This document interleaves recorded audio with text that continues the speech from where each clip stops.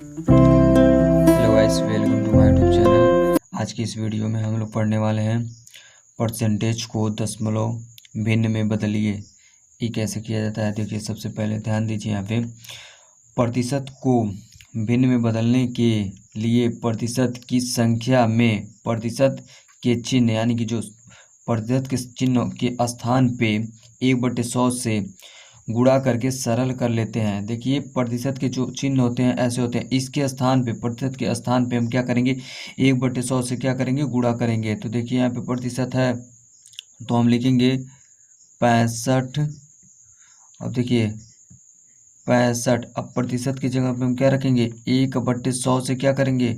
गुणा। 1/100 से गुणा करेंगे। ये देखिए, इसका इसमें गुणा होगा, इसका इसमें, यानी कि 65 का गुणा 1 में होगा तो 65 आ जाएगा। और 100 का 1 में करेंगे या 1 का 100 में करेंगे तो 100 आ जाएगा। ठीक है। अब देखिए यहाँ से 100 का भाग हमें देना है, इसका भाग इसमें देना है, यानी कि 100 का भाग देंगे हम 65 में। तो यहाँ पे देखिए ये संख्या जो है कम है इससे, तो इससे ज़्यादा करने के लिए यहाँ पे हम 0 लगाएंगे तो 1 0 यहाँ पे क्या होगा? बढ़ जाएगा। तो कितना बार में आएगा? 100 6 बार में आ जाएगा, 600। अब घटाएंगे तो कितना बचेगा?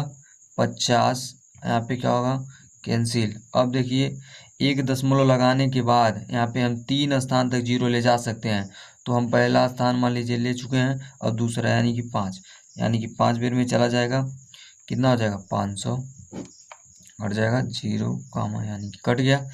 अब देखिए अगर कोई संख्या मान लीजिए यहाँ पे 65 था, अगर यहाँ पे मान लीजिए 75 रहे, तब देखिए 75% रहे, इसको क्या करना है? हमें दशमलव भिन्न में बदलना है। तो 75 जो है 75 ऐसे हम लिखेंगे। अब परसेंटेज यानी कि चिन्ह के स्थान पे बोले हैं 1/100 से गुणा किया जाता है।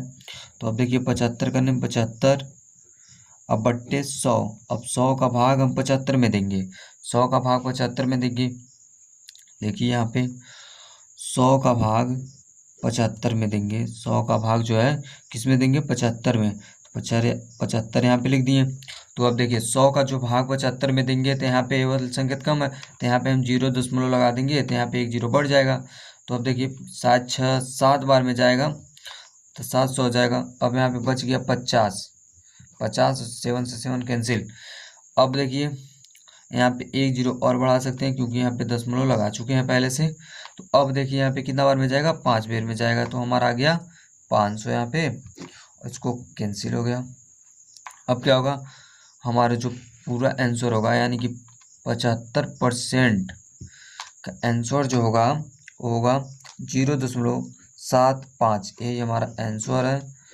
और देखिए अगर मान लीजिए 35 का परसेंट का हो या 45 का हो या 22 का हो, किसी भी संख्या का परसेंटेज निकालना हो तो परसेंटेज के मतलब चिन्ह के स्थान पे हम 1/100 से क्या करते हैं?